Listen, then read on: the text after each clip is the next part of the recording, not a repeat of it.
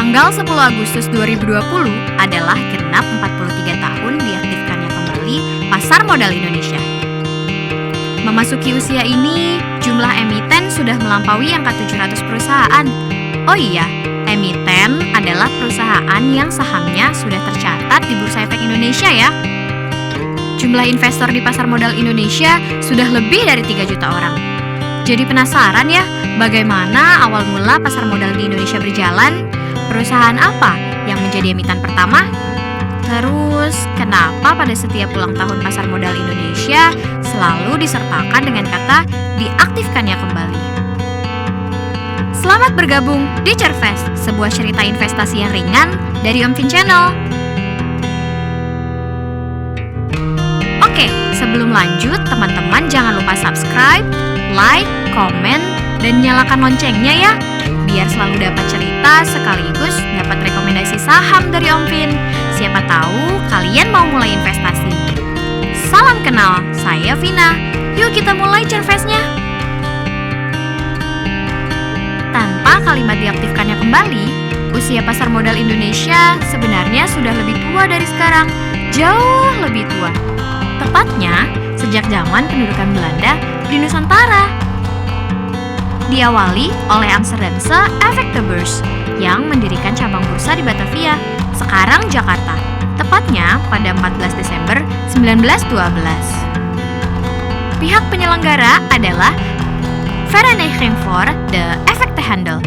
Sejak saat itu juga, transaksi bursa langsung dimulai. Di tingkat Asia, Bursa Batavia disebut-sebut merupakan yang keempat tertua, terbentuk setelah Bombay yang didirikan tahun 1830, Hong Kong tahun 1847, dan Tokyo tahun 1878. Hebat ya! Pada saat awal bursa di Batavia berjalan, terdapat 13 auditor bursa atau biasa disebut broker yang aktif.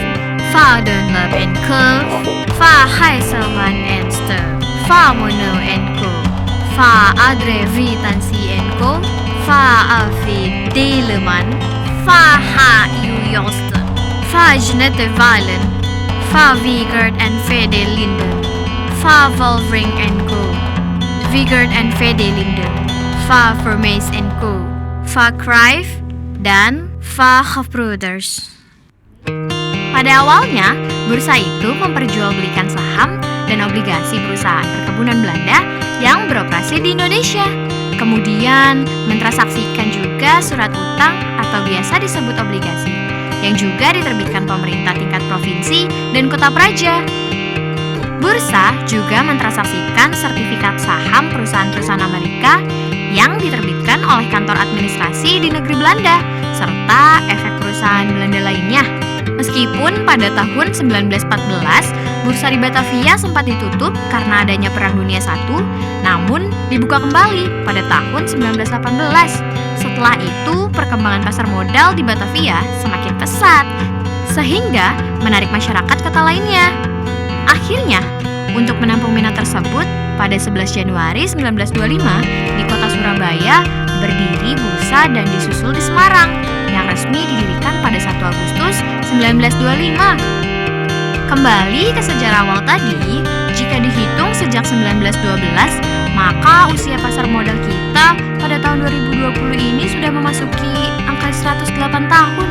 Wow, tapi itu kan sejarah, sekadar untuk dikenang, kayak mantan.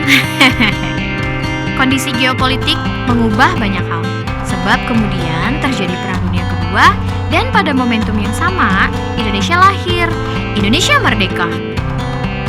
Negara kita tercinta harus menata banyak hal untuk benar-benar menjadi sebuah negara. Menjalankan kembali pasar modal tentu saja bukan prioritas utama. Pemimpin negara kita harus berkonsentrasi pada banyak hal penting dalam rangka memperkuat fondasi Indonesia. Sampai pada akhirnya, negara kita benar-benar berdiri dan siap berjalan. Roda ekonomi mulai berputar, perekonomian mulai berdenyut, manufaktur juga mulai digerakkan. Memasuki tahun 1977, para pemimpin negara, terutama yang berkonsentrasi di bidang ekonomi, memutuskan bahwa sudah saatnya memutar roda investasi. Pasar saham dimulai lagi, lahir kembali. Tahun inilah yang menjadi dasar perhitungan resmi ulang tahun Pasar Modal Indonesia, sehingga berusia 43 tahun pada tahun 2020 ini. Cerita panjang itulah yang kemudian memunculkan istilah diaktifkannya kembali Pasar Modal Indonesia pada setiap tahun perayaan ulang tahunnya. Oke, tahun 1977, Pasar Modal Indonesia aktif kembali. Bursa menggelar transaksi lagi. Lalu saham perusahaan apa yang ditransaksikan? Sejumlah perusahaan Belanda yang listing sejak pra-perang dunia itu sudah tidak eksis lagi. Bursa Indonesia tidak punya emiten lagi. Inilah pionir emiten di Indonesia.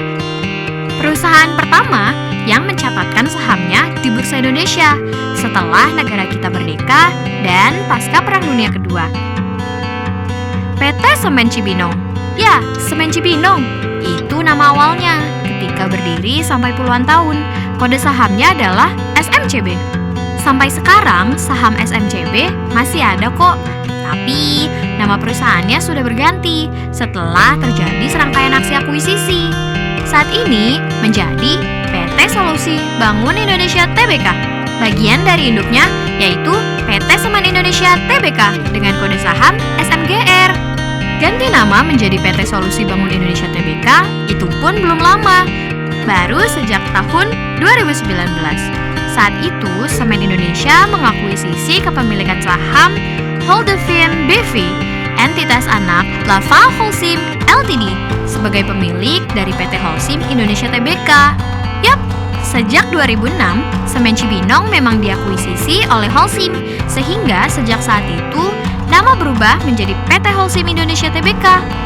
Induknya Holcim adalah perusahaan Belanda. Hehehe, bolak-balik aja kan itu Belanda.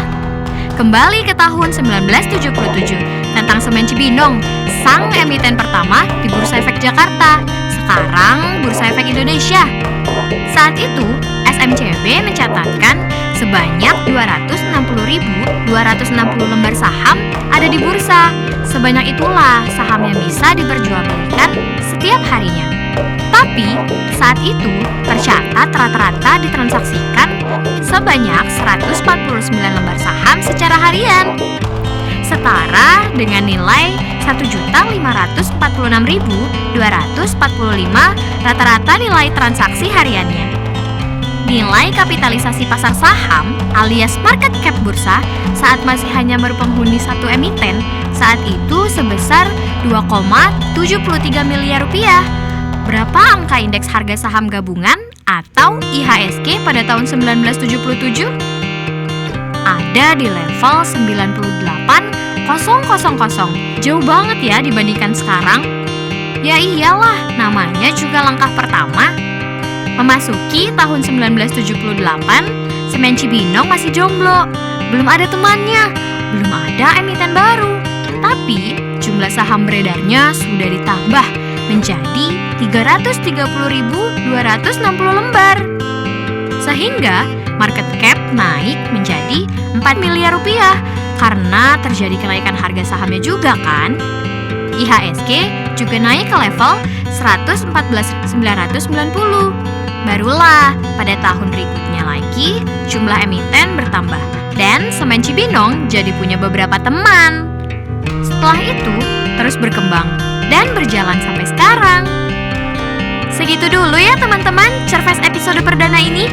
Terima kasih atas dukungan kalian semua. Jangan lupa subscribe, komen, like, dan nyalakan juga loncengnya. Sampai ketemu lagi.